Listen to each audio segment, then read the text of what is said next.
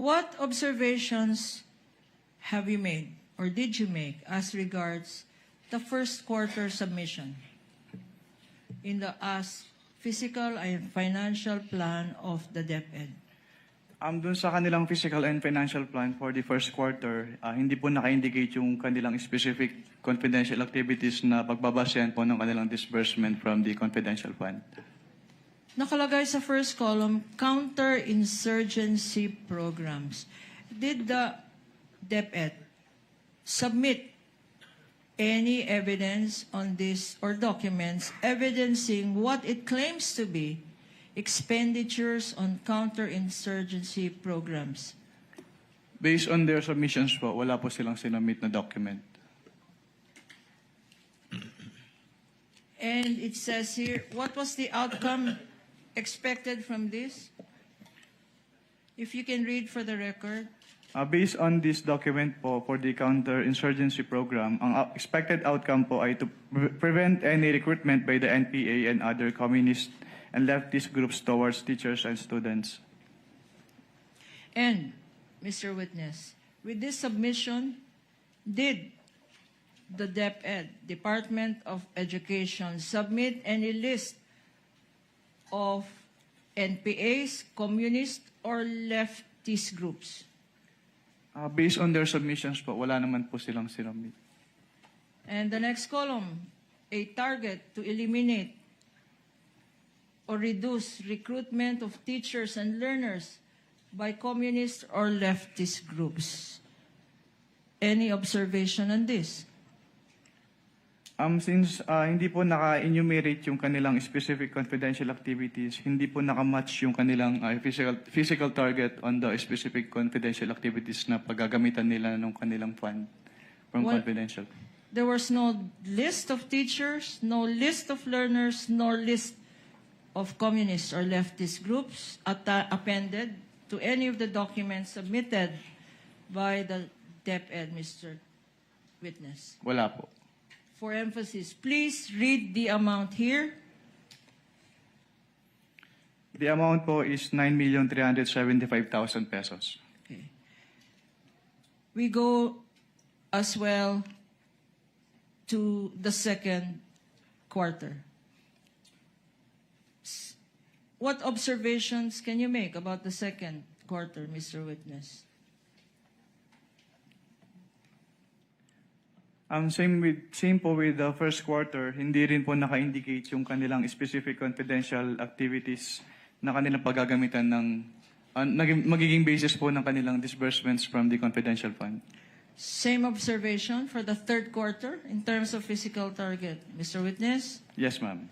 And the amount, please state for the record, for the second quarter, to eliminate, reduce, recruitment of teachers and learners by communist groups or leftist groups. A function of the DepEd, how much was spent by the DepEd for this function? For the second quarter po, 9.3 million pesos po. And for the third quarter?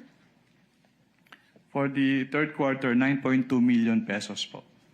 Okay. Again, we go now to the second program or activity allegedly conducted by the DepEd. Abuse prevention and control within schools. Mr. Witness, were any documents submitted to show what activities these programs allegedly to prevent abuse and control within schools, with the expected objective of reducing abuses against learners? Did the DepEd submit any documents as to list of schools or list of learners or list of or number of abuses? Based on their submission po, wala po silang sinamit na document. And the third column says, increase community participation in reporting cases against learners. You confirm that, Mr. Witness? Yes, ma'am. Based on And the this same document is po. true for the second quarter and the third quarter, Mr. Witness. Based on this document po, yes, ma'am. Okay. How much was spent on this activity to increase community participation? For the first quarter For the first quarter po, 10 million pesos. and the second quarter, For the second quarter, 10,075,000 pesos po. and for the third quarter, Mr. Witness. 10,125,000 pesos po. Okay. And for this community participation, totaling for the three quarters, 30 million. Meron bang listahan ng mga communities kung saan na-increase ang participation nila para sa reporting ng abuses ng mga kabataan? May listahan ba na sinabmit ang DepEd dito Wala po silang sinamit na listahan. para sa tatlong quarters, Mr. Witness? Yes, ma'am. Okay. Punta naman tayo dito sa number 3. Nakalagay dito, anti-illegal activities operations. Meron bang listahan na binigay ang DepEd? Kung ano-ano itong anti-illegal activities operations? Based on their submission po, wala po silang binigay na listahan. Itong nakalagay na illegal activities within schools, may listahan ba ng eskwelahan na binigay? Wala po silang binigay na listahan.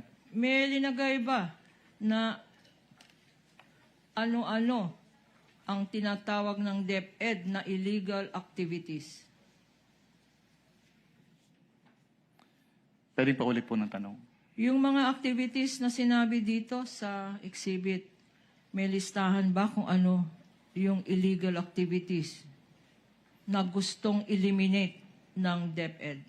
Wala po silang binigay na listahan. Okay, sa third column, nakalagay, increase and heightened conduct of surveillance activities to prevent illegal activities. Again, Mr. Witness, may listahan ba or document ang sinabmit ng DepEd para patunayan na ginastos nga ito? Wala po silang sinamit.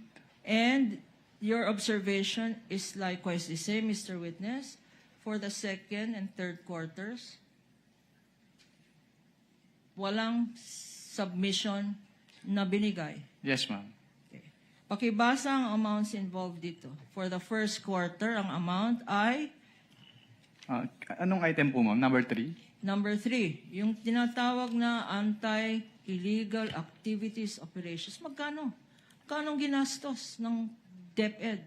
For the first quarter po, 9 million pesos. For the second quarter, 9.1 million pesos. And for the third quarter, 9,140,000 pesos po. Ano ang arithmetic nun? 9 times 8, almost 30 million. 27,240,000 pesos po. Nawala, 27 million, nawala namang kasamang document para sabihin kung ano yung mga illegal activities na yan. Lastly, Mr. Witness, anti-extremism at terrorism programs. Extremism and terrorism programs ng DepEd. Anong ibig sabihin nito? Nakalagay dito sa second column, Your Honor, pakibasa. Your Honor yung will second object column. to the question, anong ibig sabihin? Because obviously this is something submitted by the DepEd and the witness is not competent enough to testify what DepEd meant. Your Honor, I was just reading it. In fact, there is no question on what is this. Then I apologize for that. I just heard anong ibig sabihin. Winidraw ko na yun, Apa, Counsel. sorry. Sa second column, gather information necessary for the implementation of general peace and order. Peace and order within the department. Within the department. Meron bang sinabmit na documents dito, Mr. Witness? Anong document po ulit yun, ma'am? Itong nakalagay dito, to gather information necessary for the implementation of general peace and order within the department. Tama bang basa ko? Hindi within the country. Within their own department. What documents were submitted to evidence this information gathered? Wala po silang sinamit na document. Last, please. Intensifies, next column. Intensify background investigation of DepEd personnel and learners involved. Terrorist groups sa campus involved in terrorist groups. Mr. Witness, any evidence of this intensification? Pinatibay daw ang background information kasi daw merong terrorist groups sa mga eskwelahan. Ano naman ang dokumentong sinabmit ng DepEd para patunayan? Natunay nga na may terrorist ng mga eskwelahan. Meron ba? Submit the documents. Wala po silang sinamit. Okay, and this is the same for the second quarter and the third quarter. You confirm that, Mr. Witness? Yes, ma'am. For the record, what are the amounts spent, allegedly? Magkano ang ginastos ng DepEd para mawalan ng terrorist ang mga eskwelahan? 9 million, correct? For the first quarter, can you read? Based on the documents submitted po, for the counterinsurgency program, 9,375,000 pesos. For the second quarter, For the second quarter, 9.3 million pesos. and for the third quarter. 9.2 million pesos po. And, pakibasa. Basahin mo lahat. For the number 2, yung abuse prevention. Total. I'm sorry. Sa second quarter, nasabi mo na. Can you clarify your question po? For the first quarter, sinabi mo 9,125,000. Second quarter, magkano? 9.3 million pesos po. And for the third quarter? 9.2 million pesos. Okay. Ang total, anong significance nito? Pag in addition mo lahat, first quarter, second quarter, third quarter, at lahat ng activities na sinabi dito na wala naman dokumento, 37 million pumatak per quarter. You confirm that, Mr. Witness? Based on the document po, yung total po ay 37.5 million pesos A fixed amount. per quarter. A fixed amount for the first quarter, 37.5, Mr. Witness. Based on this document po, yes ma'am. Another fixed amount for the second quarter. Based on this document po, yes ma'am. Another fixed amount for the third quarter. Based on this document po, yes po. Sino naman ang pumirma dito? Again, Mr. Witness, na nakalagay approved by. Ang nakapirma po dito ay si Vice President Sara Duterte po. And that is her signature, Yes ma'am. which you are familiar with for the same reason you said earlier. Yes ma'am.